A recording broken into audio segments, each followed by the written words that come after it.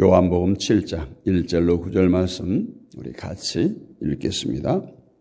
그 후에 예수께서 갈릴리에서 다니시고 유대에서 다니려 아니하심은 유대인들이 죽이려 함이러라. 유대인의 명절인 초막절이 가까운지라. 그 형제들이 예수께 이르되 당신이 행하는 일을 제자들도 보게 여기를 떠나 유대로 가소서. 스스로 나타나기를 구하면서 묻혀서 일하는 사람이 없나니 이 일을 행하려 하거든 자신을 세상에 나타내소서 하니, 이는 그 형제들까지도 예수를 믿지 아니함이러라. 예수께서 이르시되 내 때는 아직 이르지 아니하였거니와 너희 때는 늘 준비되어 있느니라. 세상이 너희를 미워하지 아니하되 나를 미워하나니 이는 내가 세상의 일들을 악하다고 증언함이러라. 너희는 명절에 올라가라. 내 때가 아직 차지 못하였으니 나는 이 명절에 아직 올라가지 아니하노라. 이 말씀을 하시고 갈릴리에 머물러 계시니라. 아멘. 세상과 예수, 세상과 또 우리 믿는 자를 비교해 보면서 함께 은혜를 나누겠습니다. 우리가 성경을 읽다 보면 성경 말씀 가운데 서로 충돌이 되고 모순되는 내용들을 때로는 많이 발견하게 되죠. 주의 이름을 부르는 자는 구원을 얻으리라 해놓고 또 나더러 주여 주여 하는 자마다 아버지께 오는 것이 아니라 말하기도 합니다. 그런데 우리가 그 뜻밖인 것은 그 모순이나 충돌되는 것들을 덮어놓고 믿는다는 것이죠. 의문점을 가지지 않고 그것이 마치 당연한 것처럼 지나는 경우가 많습니다. 물론 성경이 말씀하고 있는 것은 진리입니다. 우리가 아니라고 말할 수 있는 부분이 전혀 없는 완벽한 진리의 말씀이죠. 그러나 성경에 담겨있는 말씀의 의미를 모르고 산다면 그 진리는 껍데기에 불과합니다. 진리가 진리되는 것은 말씀 속에서 하나님께서 가르치시고자 하는 그 의미가 무엇인가, 그것을 알았을 때 비로소 진리로서 다가오게 되는 것입니다. 그러므로 우리가 성경을 많이 읽었다고 해서 진리를 읽었다 말할 수 없고 진리를 알았다고 말할 수 없습니다. 아브라함이 어떻게 살았고 모세가 어떤 일을 했고 선지자들이 무슨 말을 했으며 예수님이 어떻게 죽으셨는가를 안다고 해서 진리를 안다고 말할 수 없습니다. 진리는 아브라함에게 나타나서 일하신 하나님이 그 아브라함을 통해서 우리에게 무엇을 말씀하고 있는가, 그것을 알았을 때 진리를 안다, 이렇게 말할 수 있습니다.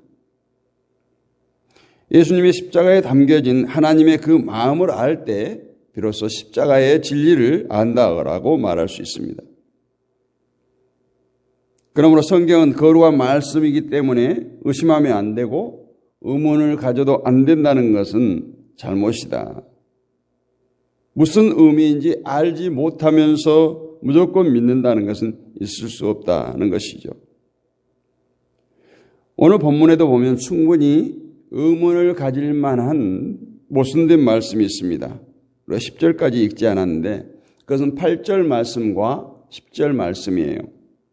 8절을 보면 너희는 명절에 올라가라. 나는 내 때가 아직 차지 못하였으니 이 명절에 아직 올라가지 아니하노라. 이렇게 했는데 10절에 보니까 그 형제들이 명절에 올라간 후 자기도 올라가되 나타내지 않고 비밀히 하시니라. 예수님께서도 올라가서 드러내지는 않고 비밀히 복음을 전했다는 얘기예요. 이 말씀대로라면 예수님은 유대로 가기를 청하는 형제들에게는 가지 않겠다고 하시고 몰래 혼자서 유대로 가는 그 모순적인 행동을 하신 겁니다. 가지 않겠다고 했으면 계속 안 가는 것이 당연하지 않겠어요? 가지 않겠다 하시고 다시 가시는 예수님의 행동에는 분명히 예수님께서 말씀하시고자 하는 의도가 있다라는 거예요. 이처럼 모순된 말씀에 담겨 있는 그 의도를 깨달을 때 비록 그 말씀이 진리가 되는 것입니다. 하지만 하나님의 말씀에는 우리 인간의 생각처럼 모순이 있을 리 없어요. 우리들을 생명으로 인도하기에 부족함 없는 완벽한 계시의 말씀이기에 모순이란 있을 수 없습니다. 다만 그 말씀에 대해서 우리가 이해하는 데 있어서 모순으로 보여질 뿐입니다. 먼저 유대로 가기를 원하는 형제들의 요청을 거절한 이유가 뭔가를 살펴보면 1절에 이렇게 말해요. 그 후에 예수께서 갈릴리에서 다니시고 유대에 다니려 아니하시면 유대인들이 죽이려 함이니라. 유대인들이 죽이려 하니까 안 갔다는 거예요. 예수님은 당시에 자신을 생명의 떡이다, 또 하나님의 아들이라 이렇게 신적인 주장을 하는 예수님을 유대인들이 죽이려 하는 음모를 가지고 있었어요. 그 음모를 피하기 위해서 유대에 다니지 않고 갈릴리에 머물게 된 것입니다. 그런데 유대인의 명절이 이제 초막절이 가까워 옵니다. 그때 형제들이 이렇게 말해요. 3절에 당신의 행하는 일을 제자들도 보게 여기를 떠나 유대로 가소서 권유를 합니다. 이들이 왜 예수님에게 갈릴리를 떠나서 유대로 가기를 권하는 겁니까? 그 이유가 4절에 있어요. 스스로 나타나기를 구하면서 묻혀서 일하는 사람이 없나니 이 일을 행하려 하거든 자신을 세상에 나타내소서. 예수의 형제들은 초막절이라는 명절, 수많은 사람들이 모여들 그 명절을 이용해서 예수님께서 자신의 능력을 수많은 사람들에게 나타내기를 권유하고 있어요. 즉 많은 사람들 앞에서 예수님 자신을 증명하라고 부추기고 있는 것입니다. 이것을 보면 이 예수의 형제들은 오병이의 이적을 행하고 또 많은 이적을 베푸시는 예수님의 행위를 마치 자신을 드러내고자 하는 능력쯤으로 여기고 있어요. 그렇기 때문에 이렇게 말하잖아요. 스스로 나타나기를 구하면서 묻혀서 일하는 사람이 없다. 이렇게 말해요. 왜 이곳 갈릴리 시골에서 자신을 드러내려고 하느냐? 수많은 사람들이 모이는 예루살렘에 가서 그 초막절 절기를 찾은 수많은 사람들에게 당신의 그 능력을 보이면 더 좋지 않겠느냐 하는 거죠. 초막절은 유대의 명절 중에 큰 명절로 많은 사람들이 유대로 모일 겁니다. 그렇다면 이 형제들의 생각처럼 갈릴리의 조그만 마을보다는 초막절이 열리는 그 유대로 가서 예수님이 자신의 능력을 보여주는 것이 아주 큰 효과를 보여줄 수 있게 될 것이죠. 예수의 형제들은 바로 이런 계산을 했어요. 일단 많은 사람들에게 명성과 영광을 얻어야 예수님께서 의도하고자 하는 일을 할 수 있을 것이라는 생각을 했습니다. 이러한 생각이 세상의 이치대로 본다면 잘못된 것은 아니죠. 그럴싸해요. 누군가에 해를 끼치는 것도 아니에요. 예수님께서 어차피 복음을 전하고 하나님 아버지의 뜻을 세상 가운데 전파하기 위해서 오셨다면 수많은 군중들이 모이는 곳에서 예수님의 사역을 행하는 것이 마땅합니다. 그러나 예수님은 자신을 나타내려고 한 거 아니에요. 그런데 5절에 이렇게 예수님께서 말해요. 이는 그 형제들이라도 예수를 믿지 아니함이라. 다시 말해서 예수님은 자신을 세상에 나타내라고 부추기는 형제들이 결국 예수님을 믿지 않는 모습이라는 거예요. 예수님은 자신을 세상 가운데 나타나기 위해서 오신 분이 아니잖아요. 십자가의 죽으심을 통해서 자신이 하늘에서 온 메시아임을 증거하려고 했던 거예요. 그러나 형제들은 예수님이 하늘에서 온 메시아임을 나타내는 일을 하려거든 사람들이 많은 유대로 가서 거기서 명성을 얻고 자신을 나타내라는 거예요. 이것은 결국 이 예수의 형제들도 메시아에 대해서도 철저히 구원이 아닌, 영생이 아닌 세상적이고 물질적이었다는 것을 말해줍니다. 다시 말하면 떡을 얻기 위해서 예수를 임금 삼기 위한 유대인들과 다를 바가 없었다. 이것이 바로 예수를 믿지 아니한 것이다라고 말합니다. 분명히 예수님은 자신을 세상에 나타내기 위해서 오신 분이 아니에요. 그래서 오늘 말씀에도 아직 내가 때가 되지 않았다 얘기를 하죠. 6절에 보면 예수께서 이르시되 내 때는 아직 이르지 아니하였거니와 너희 때는 늘 준비되었느니라. 너희가 생각하는 때는 지금이 적기라고 생각하지만 내 때는 아직 이르지 아니하였다. 그 말은 무슨 말이에요? 내가 어차피 유대인들에게 잡혀 죽는 것은 당연한 이치지만 그 잡혀 죽을 때가 아니다. 지금 유대인들이 나를 죽이려고 하고 나를 모함하고 나를 핍박하지만 나는 그곳에 가지 않겠다. 그렇게 말해요. 그래서 오늘 예수님의 생각과 이 형제들의 생각은 전혀 다른, 정말 가려운 데를 긁어주지 않은 엉뚱한 데를 긁는 격과 같은 대화가 이루어지는 거죠. 때문에 예수님은 자신의 명성과 아무런 상관없이 하나님의 뜻대로 십자가의 죽으심을 선택하고 그 길을 묵묵히 가고 계시는 겁니다. 그런데 예수님에게 명성을 얻으라고 권유하는 것은 아직도 예수님이 메시아이신 것을 제대로 모르고 있다. 이것이 곧 예수를 믿지 않는 것이다 라고 말하고 있습니다. 이것은 오늘날도 마찬가지죠. 지금 현실을 보면 이상하게 십자가의 예수님을 말하면서도 예수님이 누구신가를 모르는 것 같아요. 마치 십자가의 죽으심을 자신의 이름을 떨치기 위한 또 다른 하나의 방법쯤으로 여기는 것 같은 현상들을 많이 볼 수 있습니다.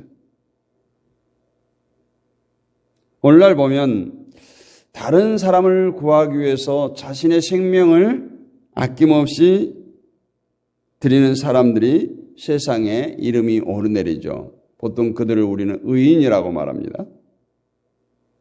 그런데 예수님에 대해서도 똑같은 선전을 해요. 예수님을 세상 죄를 대신 지고 희생하신 분으로 광고를 하고 예수님이 희생함으로써 그 명성을 세상에 알리려고 하는 의도가 많이 보여진다라는 거예요. 그러기에 세상이 바라보는 예수님은 단지 선하게 세상을 살다가 세상을 위해서 자신을 희생한 위대한 성인의 한 사람으로 명성을 인정하고 있다라는 거예요. 그러나 다시 한번 말씀드리지만 예수님은 세상이 자신을 알아주기 바라서 십자가에 죽으신 것이 아닙니다. 다만 하나님의 뜻에 복종하심으로 하나님의 구원사에게 동참하신 거예요. 그래서 세상이 알아주든 알아주지 않든 상관없이 하나님이 주신 자기 백성을 위해서 십자가에 죽으신 겁니다.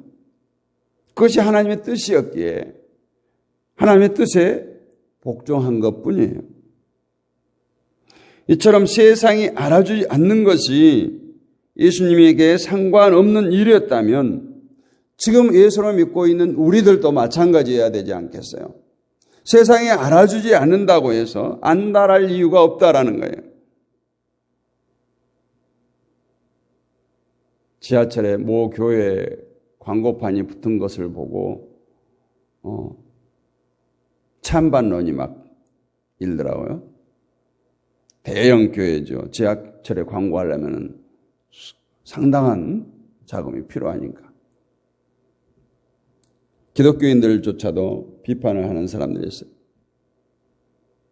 매출을 올리려고 지하철 광고를 한다. 여러분 그럴까요? 그 교회가 지하철 광고 본 사람들은 다 우리 교회로 오시오. 그렇게 광고를 했을까요?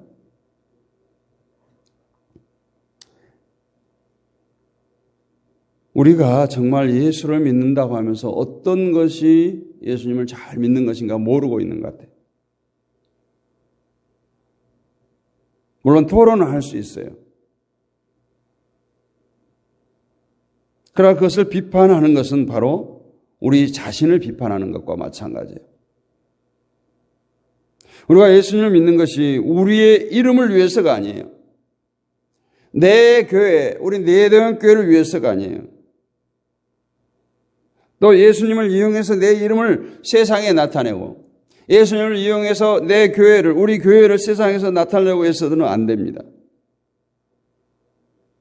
만약 예수님을 자신을 증명하고 내 교회를 세상 가운데 나타내기 수단이나 도구로 이용한다면 오늘 말씀처럼 그것은 곧 예수님을 믿지 않는 것이라는 거예요. 때문에 성도가 교회에서 어떤 공적을 세우든지 어떤 일을 하든지 봉사를 하든지 헌신을 하든지 자신을 나타내는 것이 되어서는 안 된다는 거예요. 오직 예수님만 나타내야 됩니다. 다만 하나님의 뜻을 알고 하나님의 마음을 알기 때문에 그 뜻에 복종할 뿐이에요. 이렇게 보면 예수를 말하면서 예수를 믿지 않은 성도, 그런 성도가 얼마나 많은가를 우리가 짐작할 수 있어요. 예수님을 앞세워서 자신을 드러내려고 하고 예수님을 앞세워서 내 교회를 드러내려고 하고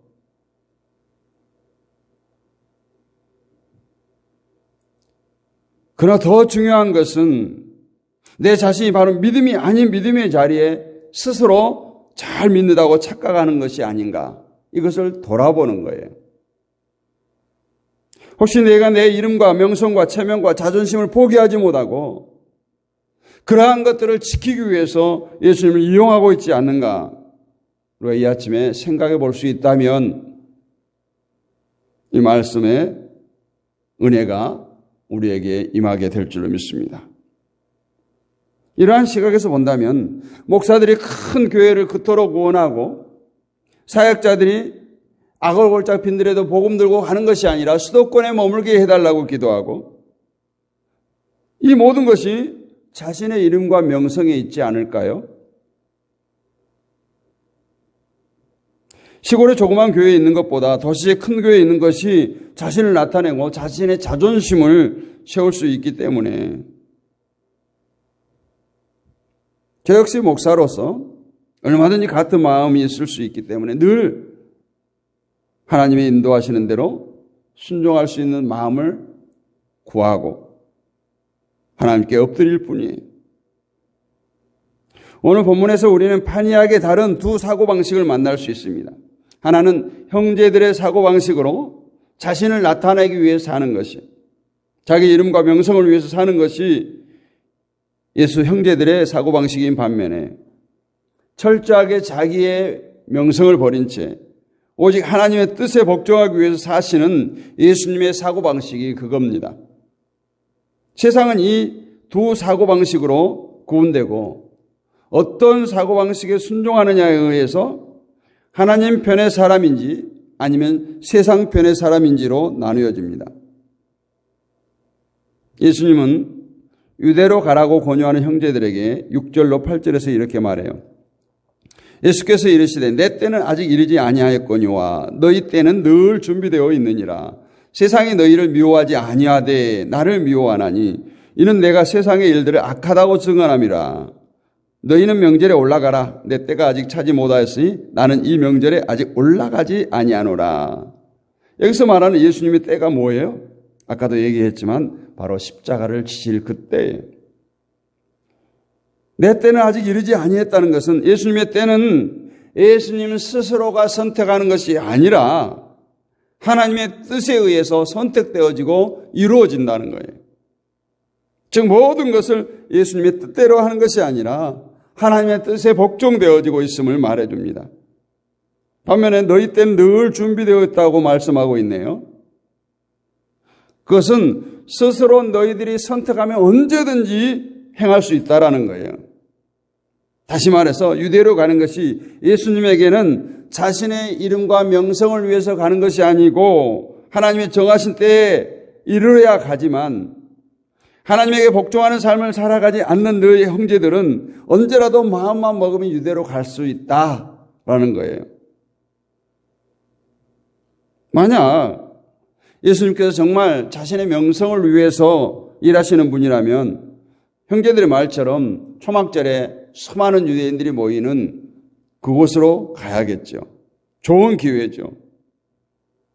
이런 의미에서 늘 준비되어 있는 때라고 말할 수 있습니다. 자기 명성을 위해서라면 기회만 되면 어느 때라도 갈 수 있기 때문에. 그러나 자기 명성이 아니라 하나님의 뜻에 복종하는 예수님으로서는 초막절에 유대로 가는 것이 때가 아니라 아직도 하나님이 주신 때를 기다리겠다라는 거예요. 이런 의미에서 내 때는 아직 이르지 않았다라고 말씀합니다. 예수님의 때는 하나님의 뜻이 이루어지기 위한 때지만 형제들이 생각하는 때는 뭐예요? 지금인 거예요. 찬스예요. 그냥 초막절이라는 절기가 좋은 기회예요. 그래서 너희 때는 늘 준비되어 있다라고 말씀해요. 그렇다면 우리 성도들은 어떠한 때를 살아가야 합니까? 바로 예수님처럼 하나님의 뜻을 위한 때를 기다리는 삶을 살아야 합니다. 우리가 기도하는 것도 마찬가지예요. 응답의 때도 마찬가지예요. 내 시간표대로 하나님은 일하지 않으세요. 하나님의 시간표대로 일하시고 응답의 때도 하나님께서 정하십니다. 그 때를 우리가 기다려야 된다는 거예요. 우리는 자신의 이름과 명성을 위해서 산다면 그 실패는 원하는 때가 아니에요. 하나님의 뜻을 위해 산다면 실패도 하나님이 주신 때일 수 있어요. 이것이 곧 성도와 성도 아닌 자의 서로 다른 때입니다. 이 말씀에서 우리는 한 가지 의문을 가질 수가 있습니다. 예수님은 세상이 자신을 미워하고 그 이유는 예수님께서 세상에 향해서 악하다 증거하기 때문이라고 말하죠. 그렇다면 예수님께서 무엇을 두고 세상이라고 말하는가? 지금 예수님께서 말하는 세상이 뭔가? 여러분이 말하는 세상은 어떤 겁니까? 모르긴 몰라도 예수님을 믿지 않는 사람들을 세상이라고 말할 것이고 교회 밖의 세상을 말할 겁니다. 사실 예수님은 이방인들을 공격하고 책망하시고 그들의 행사에 대해서 전혀 언급하지 않아요. 그리고 이방인들 역시 예수님에 대해서 어떤 간섭을 했다는 것도 없습니다. 오히려 유대인과 예수님과의 관계가 늘 부딪히고 있어요. 유대인들의 고소로 인해서 예수님께서 재판을 받으실 때 오히려 이방인 빌라도는 예수님의 죄 없음을 알았어요. 살려주려고까지 했어요. 분명 예수님은 빌라도의 언도로 인해서 죽은 것이 아니에요. 유대인의 미움으로 인해서 죽었어요. 이렇게 볼 때 예수님이 말씀하는 세상은 단순히 이방인들의 세계를 의미하는 것이 아니라고 볼 수 있어요. 예수님의 사고방식에 적대감을 가진 세력, 이것이 바로 세상이에요. 다시 말해서 자신을 나타내고 자기 명성을 위해서 사는 것 자체를 악으로 규정하는 예수님의 사고방식이었어요. 이것을 곧 세상이라고 말합니다. 그렇다면 그들이 누구예요? 이방인들이 아니라 바로 유대인들이에요. 유대인들은 하나님에 대한 신앙을 자기를 나타내는 도구로 사용했어요. 그래서 늘 자신들은 율법을 잘 지켰다고 자랑합니다. 기도할 때도 길거리에 나가서 두 손을 높이 들고 기도합니다. 예수님은 이러한 유대인들의 외식을 용납하지 않으십니다. 오히려 책망했어요. 그것이 모두 가짜라는 겁니다. 이러한 예수님을 유대인들이 미워하지 않을 리가 없잖아요. 그런데 예수님의 형제들에게는 세상이 너희를 미워하지 않는다고 말해요. 세상이 볼 때 착한 일을 많이 해서 미워하지 않는다는 것이 아니라 너희들은 세상과 똑같은 사고방식으로 살고 있기 때문에 서로의 행동에 대해서 일치감을 갖는다는 거예요. 그렇기 때문에 세상과 일치감을 가지고 있는 너희들을 세상이 미워할 리가 없다라는 거예요. 여러분 예수님을 믿으십니까?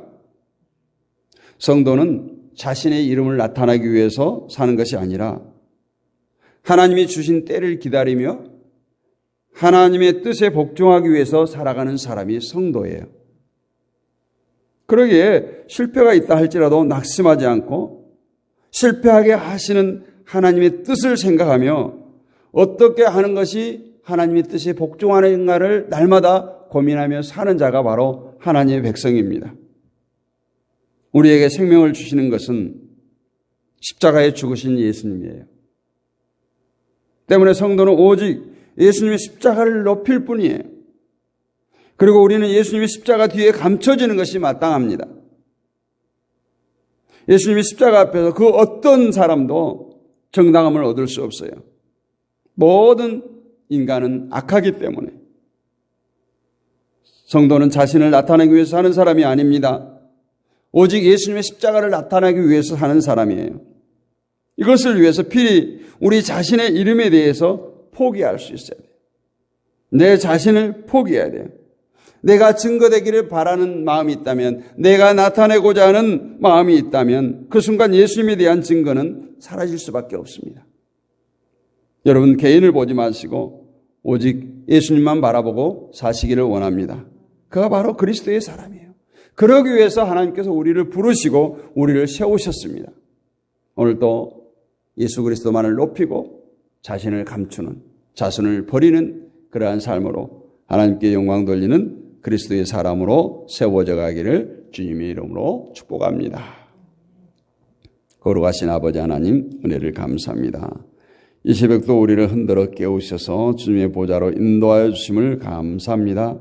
아버지 하나님, 날마다 새벽을 깨우는 주의 백성들 가운데 함께하여 주시고 동행하여 주옵소서.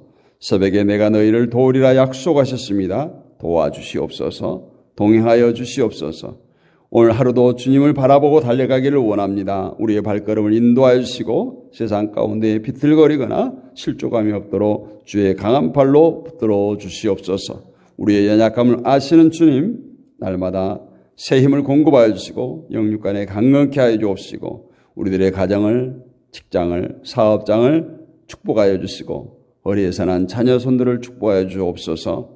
아버지 하나님, 이 나라 이 땅을 축복하여 주옵시고 아버지 이 나라 이 백성의 갈 길을 밝히 보여주시고 창조주 하나님을 기억하고 하나님 앞에 무릎 꿇는 백성들 되게 하여 주옵소서. 그리스도의 나라가, 예수 그리스도의 통치가 이루어지는 이 나라 이 땅이 되게 하여 주옵소서. 우리들의 가정들을 지켜주시고 그 암의 권세가 튼튼하지 못하도록 우리 가정들을 복되게 하여 주옵시고 우리들의 삶의 터전을 주여 지켜주시고 축복하여 주옵소서.